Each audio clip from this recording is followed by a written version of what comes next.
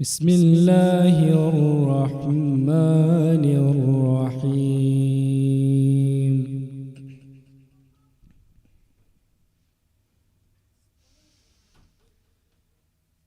أقم الصلاة لدلوك الشمس إلى غسق الليل وقرآن الفجر إن قرآن الفجر كان مشهودا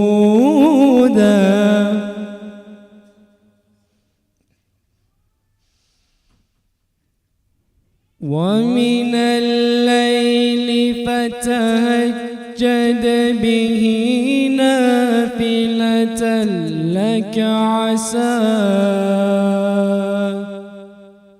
أن يبعثك ربك مقاما محمودا.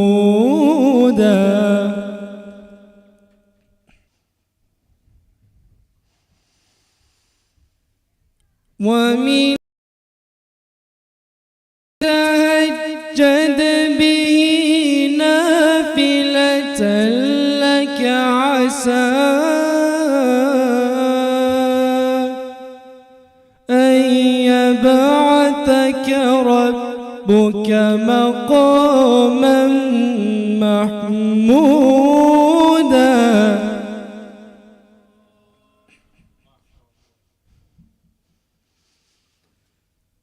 وقل رب أدخلني مدخل صدق وأخرجني مخرج صدق واجعل لي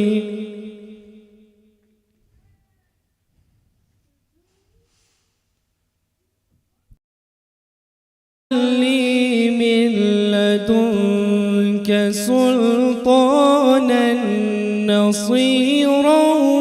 وقل جاء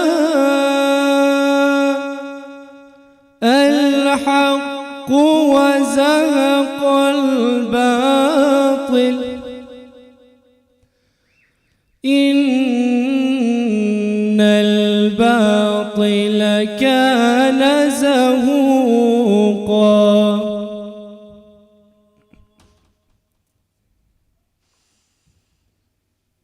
وننزل من القرآن ما هو شفاء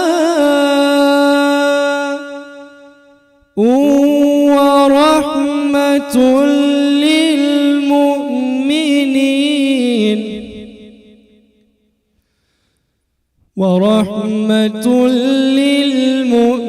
للمؤمنين ولا يزيد الظالمين إلا خسارا.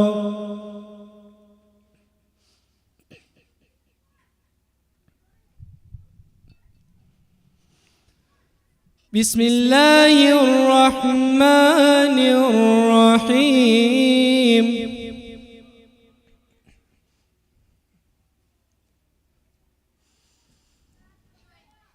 اقرأ باسم ربك الذي خلق خلق الإنسان من علق اقرأ وربك الأكرم الذي علم بالقلم علم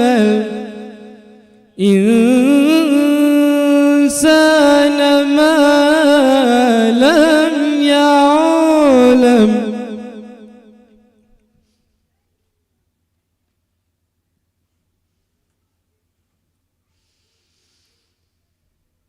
كلا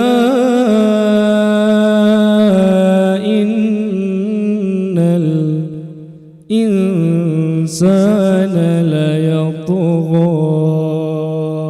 أن رآه استغنى إن إلى ربك الرجعى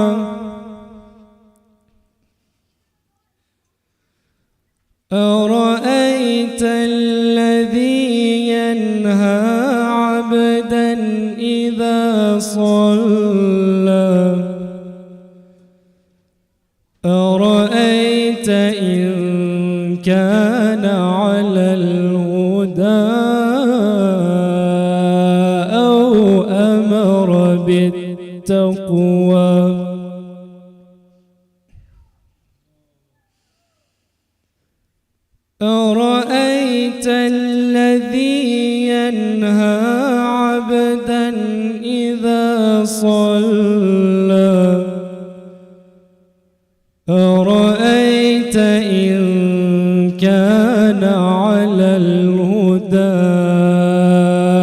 أو أمر بالتقوى أرأيت إن كذب وتولى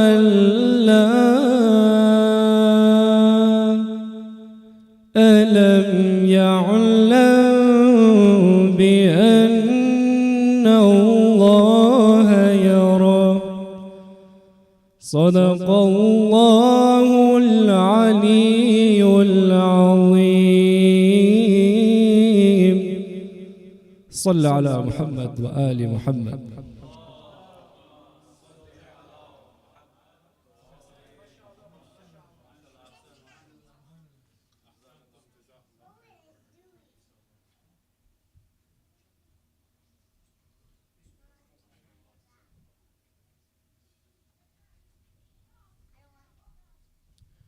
صلوا على محمد وآل محمد.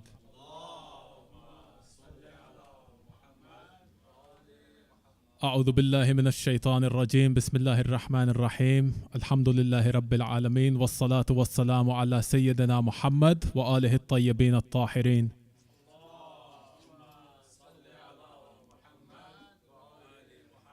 أما بعد، فقد قال الله تبارك وتعالى في كتابه الكريم: بسم الله الرحمن الرحيم.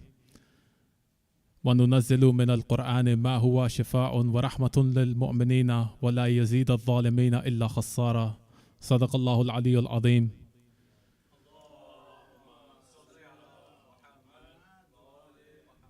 In the name of Allah, the most gracious, the most merciful. Assalamu alaikum jami'an wa rahmatullahi wa barakatuh.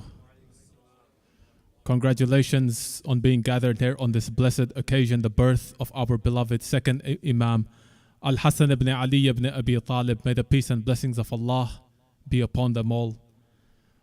Whenever we hear the blessed verses of the Quran being recited, for so many of us, it is a rahmah upon our heart, just as our dear brother Subhan recited so beautifully. Verse after verse, it provides a sense of comfort and solace. Now, this is the written Quran, this is the spoken Quran. Just imagine the living Quran, the Ahlul Bayt alayhimu salatu wassalam, because as the Holy Prophet said in his final will, what did he say? He said he is leaving behind the book of Allah, wa itrati ahl bayti, and his family, the Ahlul Bayt alayhimu salatu wassalam. Imam Al-Hasan, peace and blessings be upon him, he resonated the same incredible, merciful aura through his presence, through his words, through his actions. And we saw one example of this when the infamous incident took place. The Syrian man came upon him with insults, with verbal abuse of the worst kind. And Imam Al-Hasan alayhi salatu wasalam responded in the very best way, because the Quran tells us, respond to evil with that which is better. Imam Al-Hasan alayhi salatu wasalam, in response to this man's ignorance, he said to him, if you are hungry, I will give you something to eat. If you are thirsty, I will give you something to drink. If you are in need of shelter, you can stay beneath my roof. And as Sheikh Ali Mahdi mentioned so beautifully, the Arabic of this particular narration, it's so strong. When he says, I will feed you, it means I will feed you to your fullest. When he says, I will quench your thirst, it means I will quench your thirst to its fullest, so that there is no gap, there is no space left, there is no emptiness. Such is the extent of the mercy of Imam Al-Hasan alayhi salam. And this approach, it completely revolutionized the man before him. Insha'Allah ta'ala, tonight we have the opportunity to explore more of the life of our beloved dear Imam. Insha'Allah, let us remember him. Let us remember all of our shuhada, and also let us remember his namesake, our late Sayyid Hassan, whose portrait is up there, of course. May Allah subhanahu wa ta'ala bless his soul for all his sacrifices, bravery, and altruism. And with that, inshallah, I'd like to invite our dear Hajj, Dr. Abdul Hameed Sa'ad, to deliver the main lecture for tonight, followed by question answers. Please welcome him with 3 loud salawat ala Muhammad wa ali Muhammad.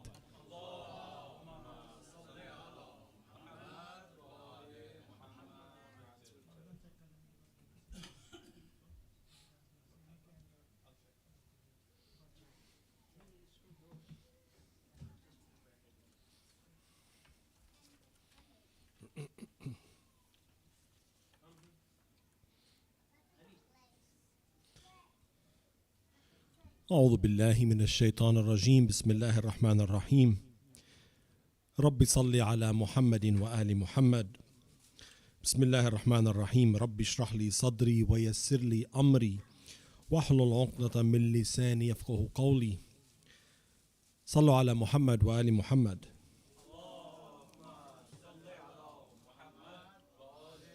Assalamu alaikum jami'an, my brothers. Very nice to be with you, and thank you to Hajj Hussein and family for the invitation and for the beautiful iftar that they have served us on this blessed night of Ramadan.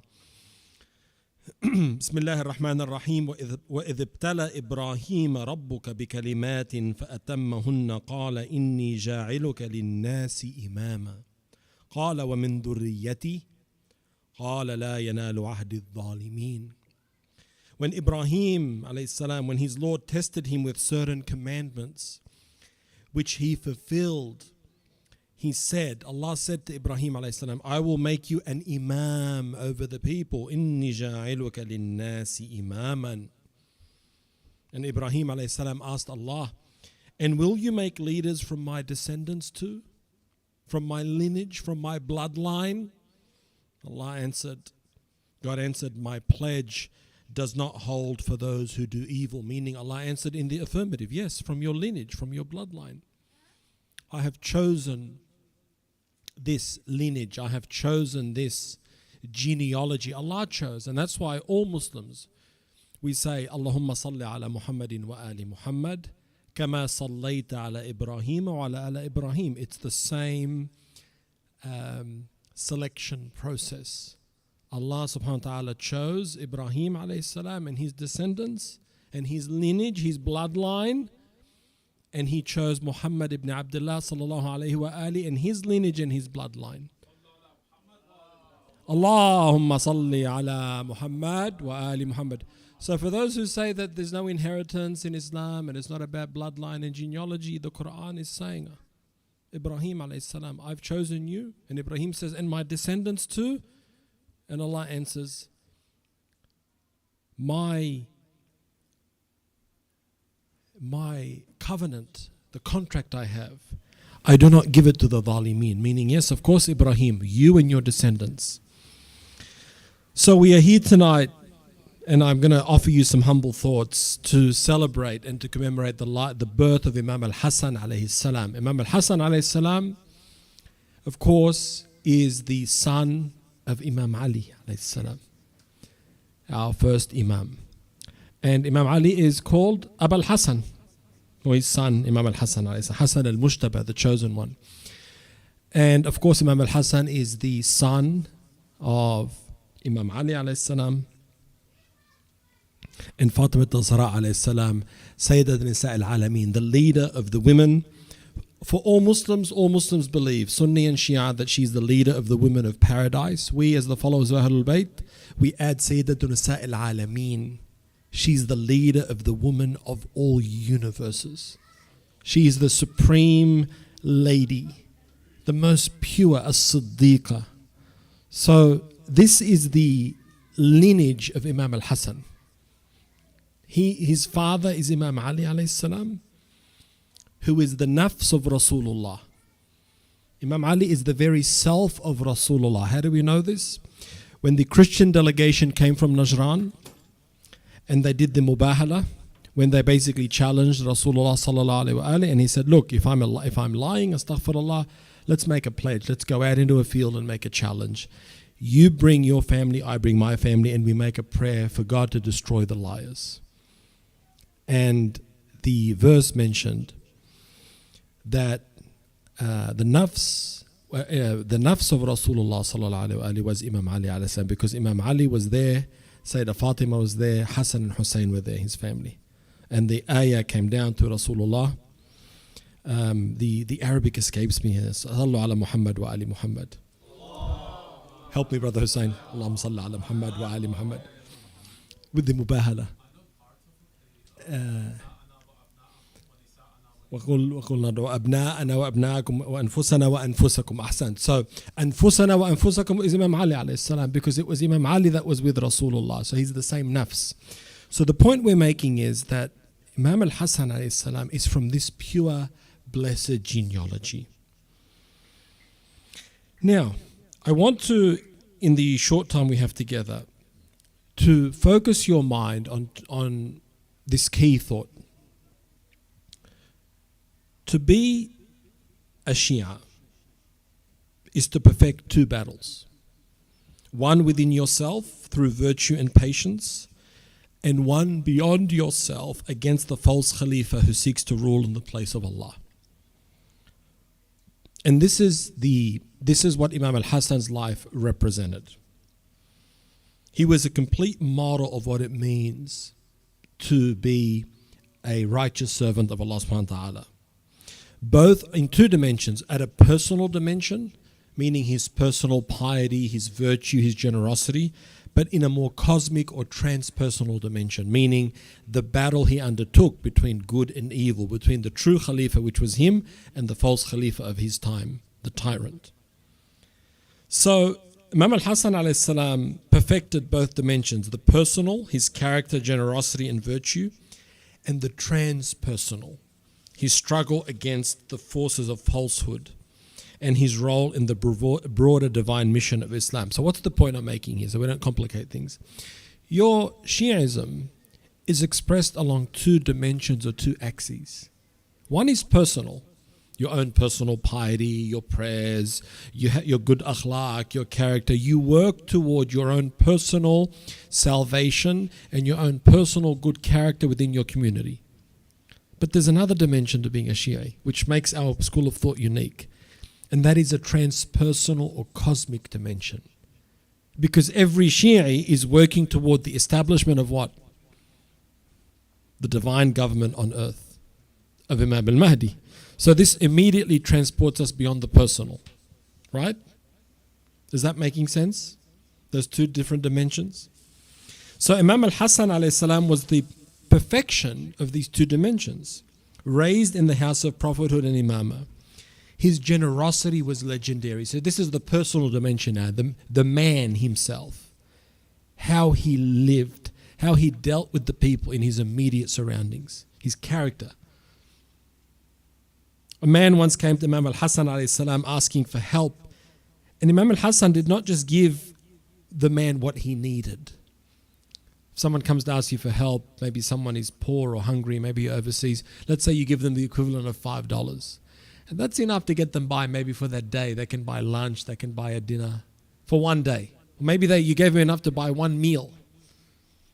Imam Al-Hasan alayhi salam gave the man enough wealth to establish himself permanently. Can you imagine? A man, Imam Al-Hasan alayhi salam, in his lifetime gave away his own personal wealth multiple times. So he would not just give that little bit just to get you by. He would want to establish you in a position where you no longer had to beg. You no longer had to ask. And that could be giving you wealth. That could be the Imam establishing you with a connection or with a job, or giving you an advice, helping you to see how you could empower yourself. This was not just, okay, look, you're annoying me, and no, here's some small change so you can leave me alone. No, this is the Imam. This is an infallible. And when he was asked why did you do this? Why this generosity? It seems excessive to ordinary people. Remember, this is not an ordinary household. These are the chosen ones that Allah subhanahu wa ta'ala chose. Imam Al-Hasan alayhi salam said, I am ashamed to return someone empty-handed who has placed his hope in me.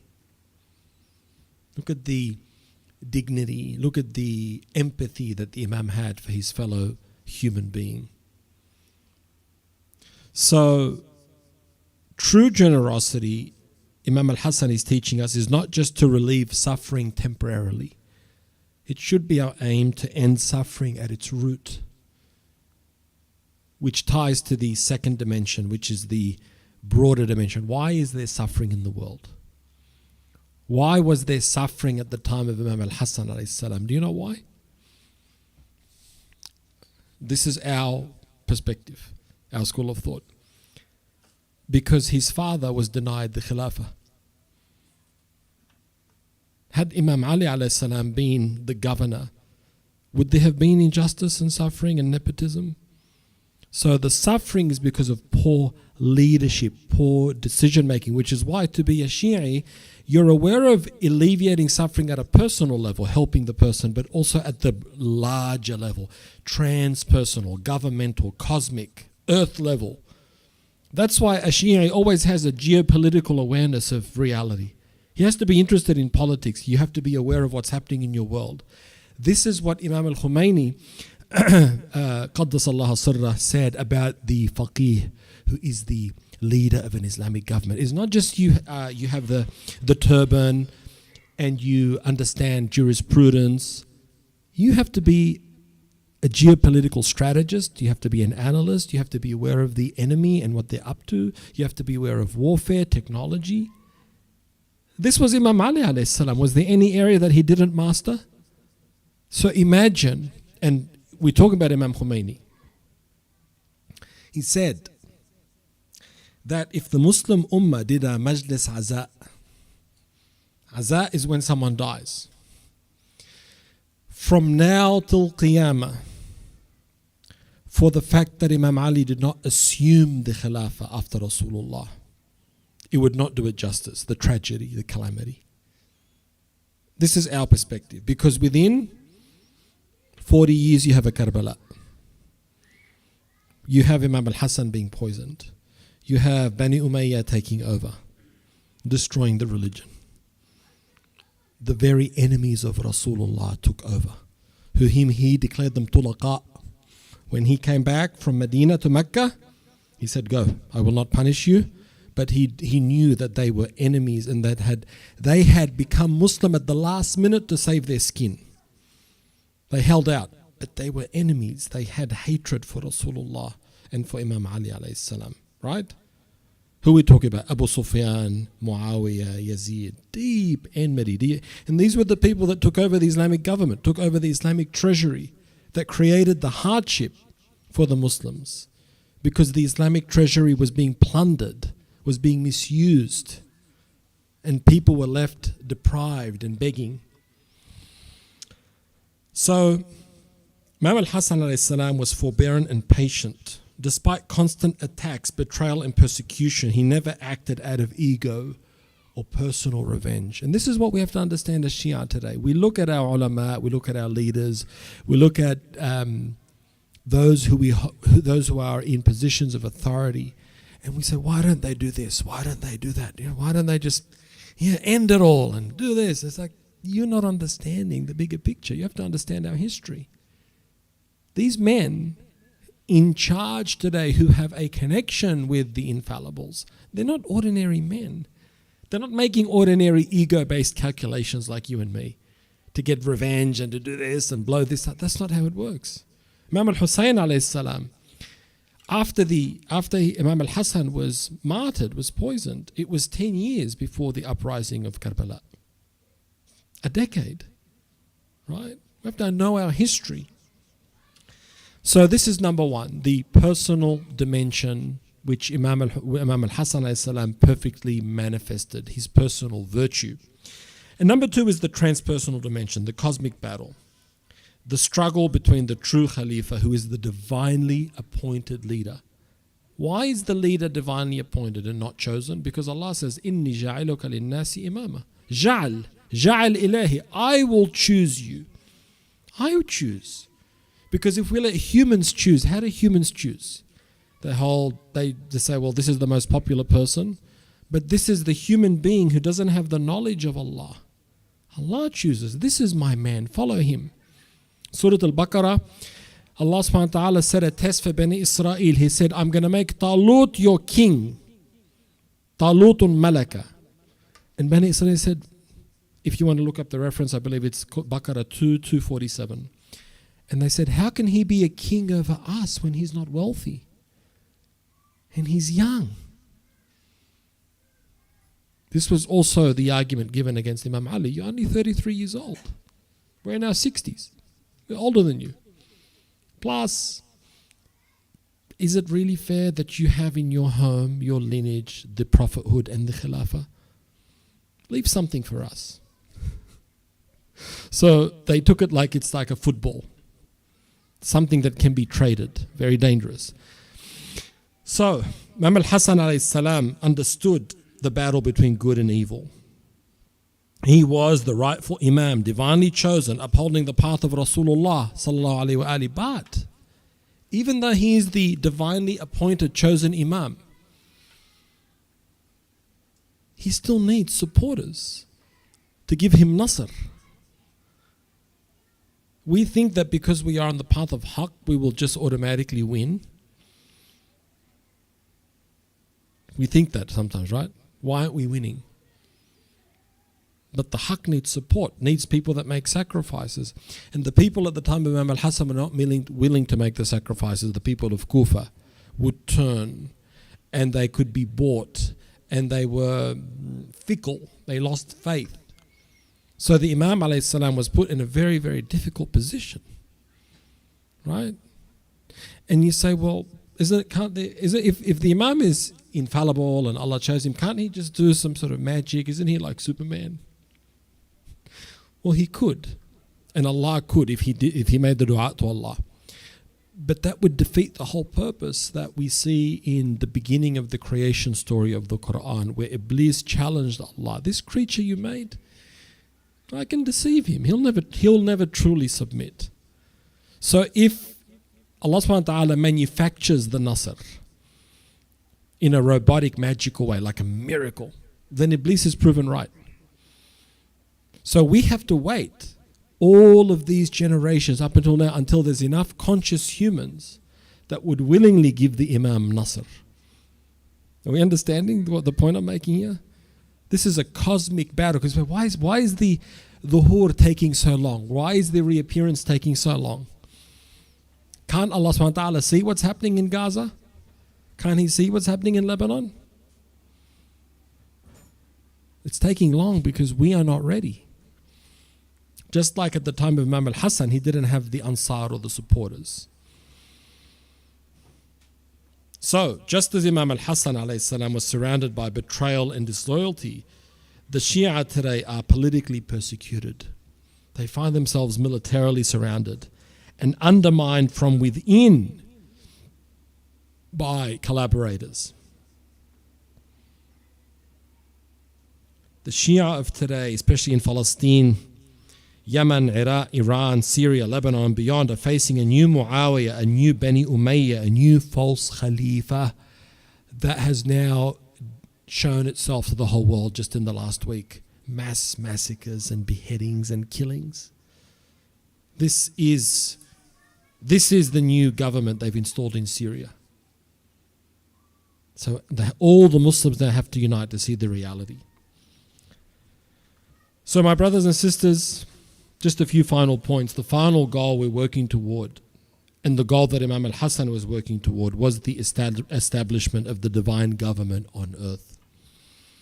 The mission of you as a Shia of Ali is not just personal piety, not just you be a good person, do your prayers, inshallah you go to Jannah. It is the replacement of Iblis's rule with Allah's rule. Why do you think the Shia today are at the center? Why do you think it's the Shia today that are at the center of the geopolitical storm in the world? Think about that. Right in the center of it is because it's this bloodline that is the main opposition to the rule of Iblis on earth. Imam al-Hasan alayhi salam teaches us that sometimes strategic patience is necessary. You can't make reckless decisions. You have to be patient. You have to at times be a realist and bide your time. The end goal is not just individual salvation, but the global establishment of divine justice.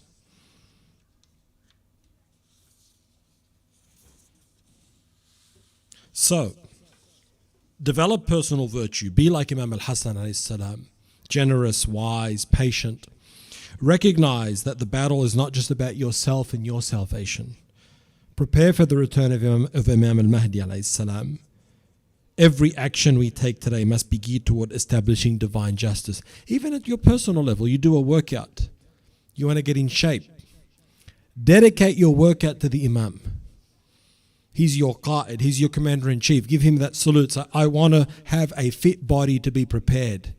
I want to have a fit body to embody the optimum masculine archetype. I do not want to be weak and controlled by this system here that wants to make me weak with lust and media and movies. Even your personal ambition, link it to your identity. Link it to Imam Al-Mahdi alayhi salam. And know that today we are surrounded but not defeated. Just as Imam Al-Hasan alayhi salam laid the groundwork for Karbala, today we are laying the groundwork for Imam Al-Mahdi inshallah ta'ala faraja. So we want to think beyond personal piety. We want to be united. Because the message I've given today is not really a controversial message. It's a message that would appeal to all Muslims. And we pray, inshallah ta'ala, for the reappearance of our 12th and living Imam, Imam al-Mahdi, the son of Fatima, alayhi salam. Sallu ala Muhammad wa ali Muhammad. Allahumma salli ala Muhammad wa ali Muhammad.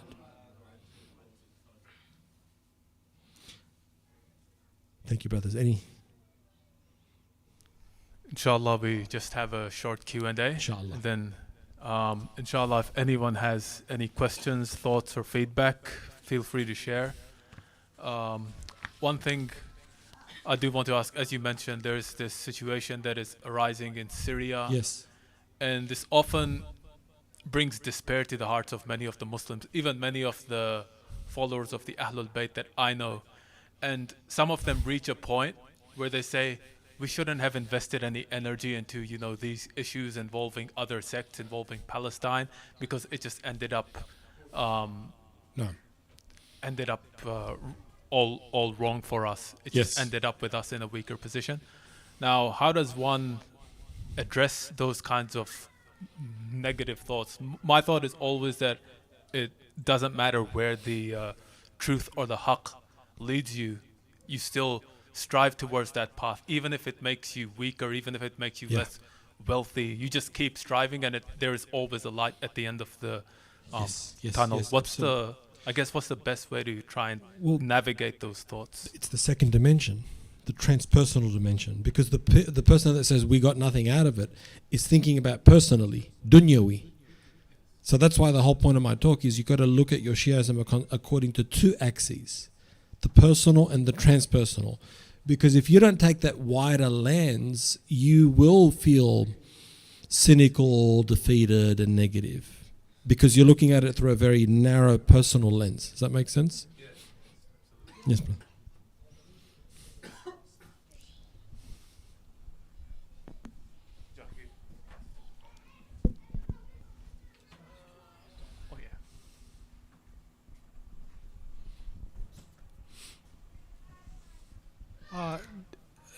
There is a lot of emphasis on mindfulness.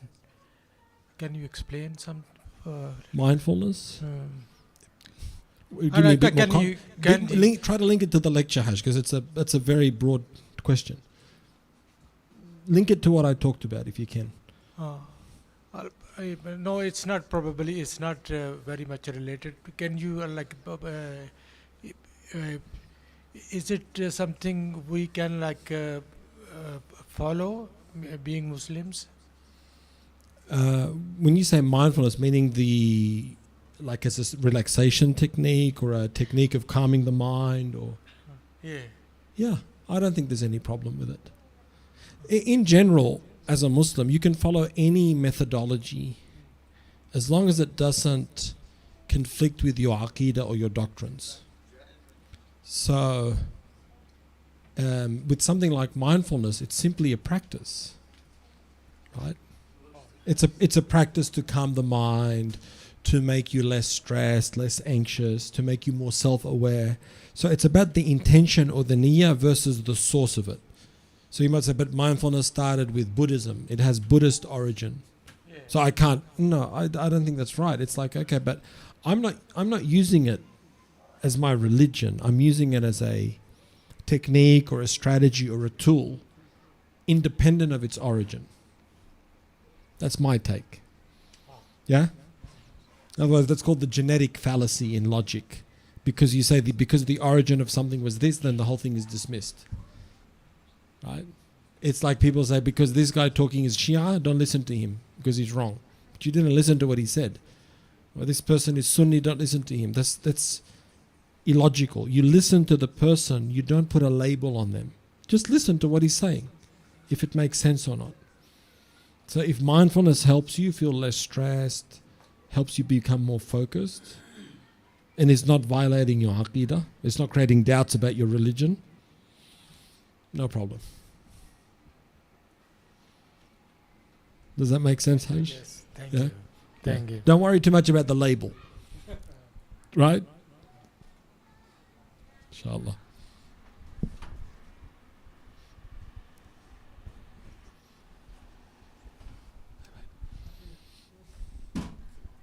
Hajj, I think there's in what ways can we specifically work towards the transpersonal that we mentioned tonight? Specific steps towards improving this. Very good question, brother. The first step is to you see that the lens of what you're doing, of your working. So even in your personal life, like I said, you do a workout. Okay, why do I want to build a fit and healthy body? Okay, at a personal level, I want to be in shape. I want to be more attractive. I want to get more respect from people. All valid reasons personally. But say, okay, what about transpersonal? For example, I want to be prepared to serve if the Imam reappears. I want to be at a transpersonal level beyond myself, a representative of him and his message. So don't think of the transpersonal as like you have to invent something new. It's a dimension that you want to link what you're doing. You want to link it to that dimension, which is a higher order dimension. Your study, your degree, the way that you eat, how you serve people. How is this helping me become like that cell, a healthy cell in the body, which the whole body is going to be prepared for receiving the Imam? But that body needs healthy cells, like a body, right? It's made up of trillions of cells, and all those cells together make a healthy organ. Healthy organs make a healthy body. So look at it first and foremost, to answer your question, it's more philosophical first. It's a mindset shift. Start thinking beyond your own personal self, right? Transpersonal. Then beyond that, it is establishing a connection and relationship to Imam Mahdi alayhi salam. A personal connection with him. And there's many resources that you can be guided to about how to do that. But the main one, for example, you could do is Dua al-Faraj every day. And set that as like, that's my motto. This is my identity. This is my commander-in-chief. Everything I do, it's to be in service to him, not because I'm worshipping him, because he's the representative. Like in an army, there's a chain of command, right? So you say, no, I only want to answer to the president. No, but the president has a government, and he's appointed this general. He's the chain of command. And if you don't follow the chain of command, you could be court-martialed, you're missing in action. So you want to be like a soldier. So for the men, taking an identity of like a warrior. Warrior. That's transpersonal. Beyond my own personal ambition. So that doesn't exclude personal ambition, but it goes beyond it. That make sense? Oh, brother. The brother here had a question.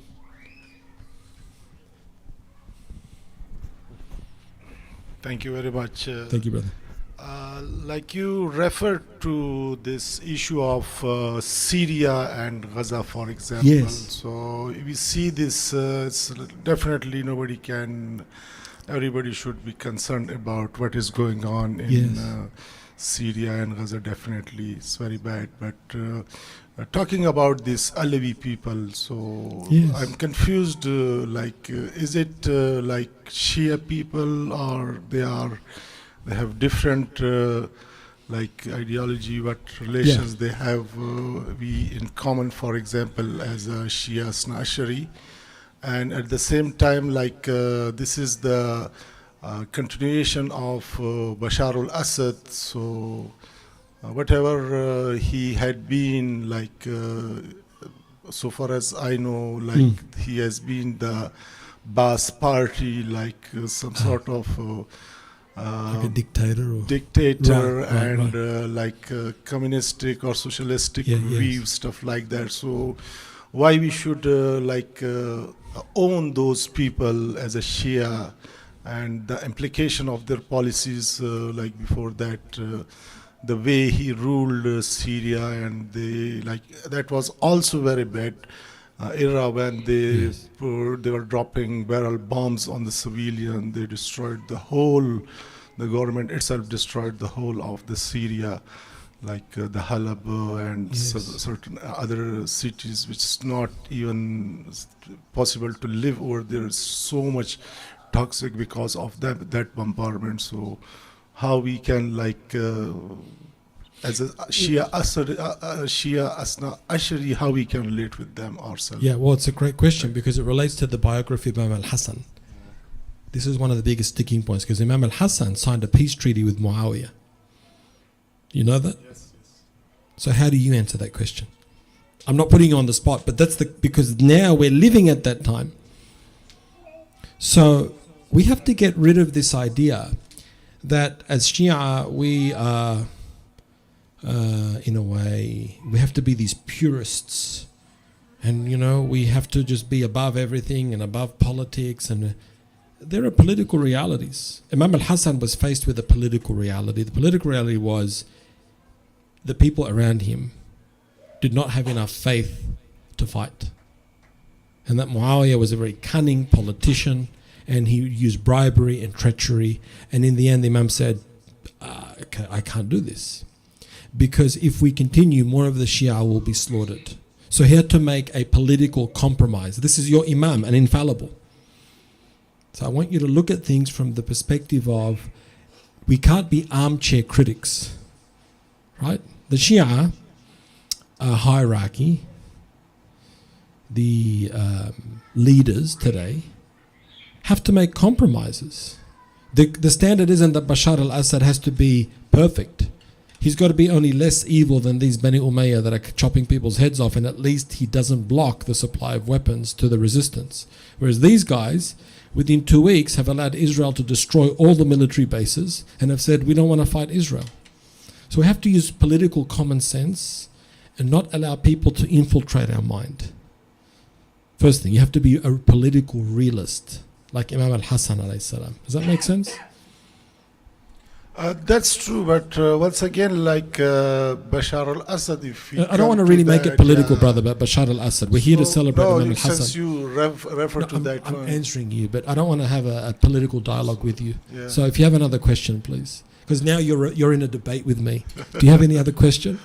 We're here to celebrate Imam al-Hasan, not talk about Bashar al-Assad. Okay, that's fine then. Please. Any question about the Imam, what I spoke about? So, no, thank you. Thank you, brother. Thanks very much. All right, any other questions anyone have? Okay, one thought I had, how does one, I guess, gauge their level of iman in terms of, I guess, determining their level of preparedness for the arrival of the imam? How does one know that, maybe based on actions, that I'm performing certain actions, I have better thoughts now than I did yesterday or last year? Actually, one of the ways is how you're responding to the political events. Are you becoming depressed, negative, losing faith? Or is your yaqeen, your certainty, even stronger? Because you understand the Nasr is coming, Allah's promised it, with you or without you. So if you become depressed during these times and start questioning, that's a signal you need to work on strengthening your faith. Because you had your faith in humans, in people. That's what Imam Khomeini said when they blew up the parliament and they killed the leadership of the revolution. Said, if you have your belief in people or in God, this is the greatest test now. If you're becoming depressed and you're questioning, this is a signal more than just, are you doing your prayers and do you do the ziyarah? No, this is the test, political. geopolitical. How are you responding to the defeat that we've had in the last 6 months? Have you become forlorn, depressed? Is your aqidah shaken, or is it even stronger? This is an ultimate litmus test, because this is testing the transpersonal dimension of your Shi'ism. Personal is easy. You do your prayers, you do ziyarah, you go to the center, right? The transpersonal dimension is now where the test is, not personal. You need both. This is my humble opinion.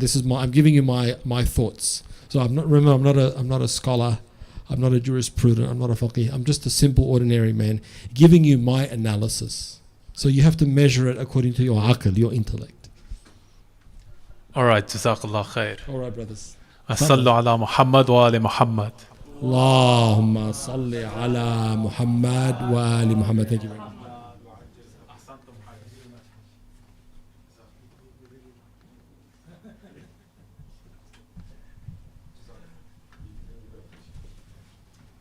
Sallu ala Muhammad wa ali Muhammad.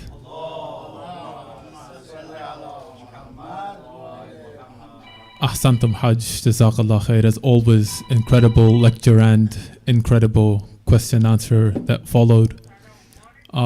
Just one thing I want to mention before we pass it on to my dear brother Jahangir. Our dear Hajj mentioned the example of Imam Al-Hasan alayhi salam giving away his wealth. And this is actually an incredible narration.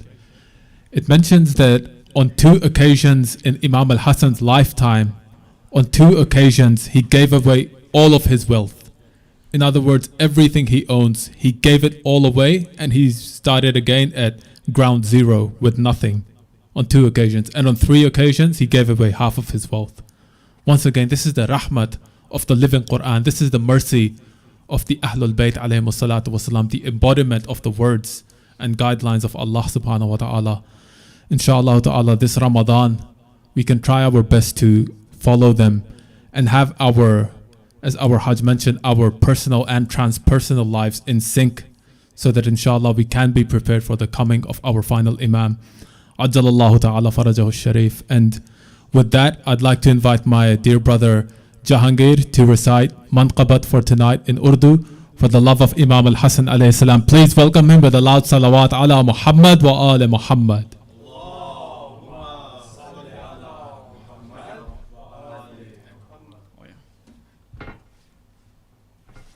Bare digar salawat.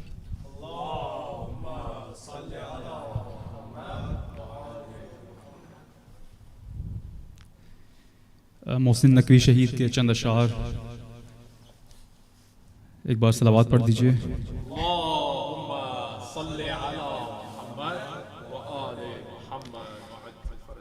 लोहे जहां पे फिक्र की Meraj fun का नाम, लोहे जहां पे फिक्र की मेराज फन का नाम, लिखा है पंजतन की हसी अंजुमन का नाम. सोचा खज़ां के अहद में जब भी चमन का नाम, आया मेरी ज़ुबां पे इमाम हसन का नाम. सोचा खज़ां के अहद में जब भी चमन का नाम, आया मेरी ज़ुबां पे इमाम हसन का नाम. जिसने खुदा के दीन की सूरत उजाल दी, वहशी दिलों में अमन की बुनियाद डाल दी. जिसने खुदा के दीन की सूरत उजाल दी, वहशी दिलों में अमन की बुनियाद डाल दी. सरचश्मे निजात बशर हसन किरदगार, इंसानियत के बाग में पयंबर बहार. हाजत रवा हसी वो अना मस्त बुर्दबार, वो अमन की कैफियत हुकूमत का ताजदार. तशबीह दूं किसी से मेरी क्या मजाल है, बस इतना कह रहा हूँ हसन बेमिसाल है. बस इतना कह रहा हूँ हसन बेमिसाल है. ज़हरा का चांद इब्ने अली, मोहम्मद का नूर, जिसकी जबी से फूट रही है शुआए तूर. रक्सा है जिसकी आंख में इदराक का सरूर, जिसकी हर एक अदा से नुमाया नया शऊर. चुप रह के जिसने बाग हुकूमत मोड़ दी, खोली ज़बां तो जुल्म की जंजीर तोड़ दी. کھولی زبان تو ظلم کی زنجیر توڑ دی. وہ مجتبی وہ عالم لوہے فلک مقام, معراج فکر سدرائے نظر عرش اختشام. ایسا سخی ملک بھی کریں جس کا احترام, دشمن سے بھی نہ لیا کبھی جس نے انتقام. جس نے دعائے غیر کو تاثیر بخش دی, اپنے عدو کو بھی اپنی جاگیر بخش دی. اپنے عدو کو بھی اپنی جاگیر بخش دی. اللہ رے آب و تاب رخ ابن ابو تراب, اب تک خراج دے کے گزرتا ہے آفتاب. لوہے جبیں وہ علم امامت کا ایک باب, رفتار میں وہ عدل کے محشر بھی دے حساب. بازو ہیں اس طرح سے عطا پر تلے ہوئے, جیسے فلک پہ صلح کے پرچم کھلے ہوئے. جیسے فلک پہ صلح کے پرچم کھلے ہوئے. کاکل کی تیرگی سے مکمل ہر ایک رات, چہرے کی چاندنی سے درخشاں ہے کائنات. دیتے ہیں جان جنبش ابرو پہ معجزات, افشا ہے راز کن کے کشادہ حسن کا ہاتھ. ہیں شاخ گل میں اوس کی بوندیں اڑی ہوئی, یا زلف مجتبی میں ہیں گرہیں پڑی ہوئی. یا زلف مجتبی میں ہیں گرہیں پڑی ہوئی. آنکھوں میں یا چراغ ابد کی فصیل کے, پلکیں ہیں یا حروف لب جبریل کے. عارض ہیں یا قبل مہو انجمن کے جھیل کے, آزاں یا نقوش خیال جمیل کے. چہرہ حسن کا ہے کہ شبیہ رسول ہے, چہرہ حسن کا ہے کہ شبیہ رسول ہے. عالم تمام نقش کفے پاک کی دھول ہے, عالم تمام نقش کفے پاک کی دھول ہے. یہ پھول پھول رنگ طبیعت یہ باغ باغ, یہ پھول پھول رنگ طبیعت یہ باغ باغ. کو نین پر محیط مزاج دل و دماغ, جس کی نئے انا سے پگھلنے لگے ایاغ. مہتاب حسن بندے قبا سے ہے داغ داغ, جس کی مدد سے حق کی صدا برتری ہوئی. جس کی مدد سے حق کی صدا برتری ہوئی. جس کی قبا کو دیکھ کے دنیا ہری ہوئی. جس کی قبا کو دیکھ کے دنیا ہری ہوئی. جو دل فشیں گریز کرے نام و ننگ سے, انسان کو تولتا نہ ہو تیر و تفنگ سے. جو آئینہ تراش لے وجدان سنگ سے, وہ امن آشنا جسے نفرت ہو جنگ سے. صحرا چمن کرے جو حدود چمن کے بعد, ایسا کوئی بشر نہیں دیکھا حسن کے بعد. ایسا کوئی بشر نہیں دیکھا حسن کے بعد. جس کا سلوک خلق نبی کا سلام لے, جس کا سلوک خلق نبی کا سلام لے.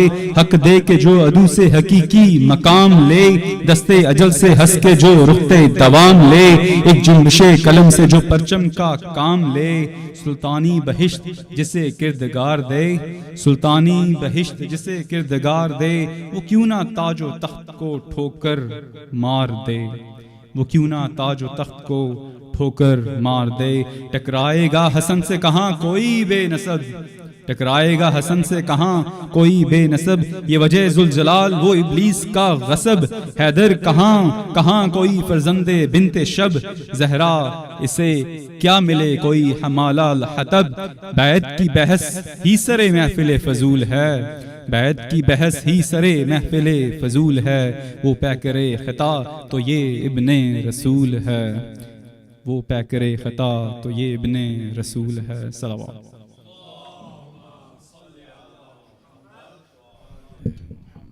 بارے دیگر صلوات.